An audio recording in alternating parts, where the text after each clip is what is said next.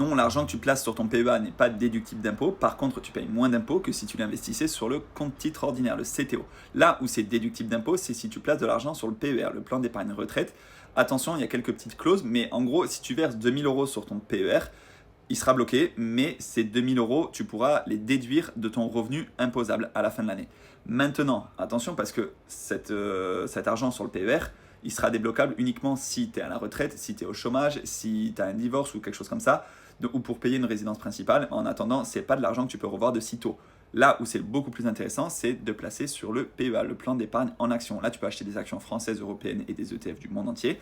Et c'est un vaste clos fiscal, donc tant que ça reste dans le PEA, tu ne payes pas d'impôt. Et quand ça sortira, si ça fait au moins 5 ans que tu as ton PEA, tu payeras que 17,2% d'impôt sur tes plus-values, donc tout l'argent que tu as généré en plus. Alors que sur le compte titre, ce n'est pas un vaste clos fiscal et tu payes 30% à chaque fois que tu encaisses une plus-value, que ce soit un dividende ou une vente d'une action. Donc, il faut ouvrir le PEA le plus tôt possible déjà pour bénéficier de l'avantage fiscal des 5 ans. Donc, je te mets un code si tu veux ouvrir un PEA sur Boursorama. Si tu n'as pas de compte Boursorama, tu profites de ce code et tu as 150 euros à l'ouverture.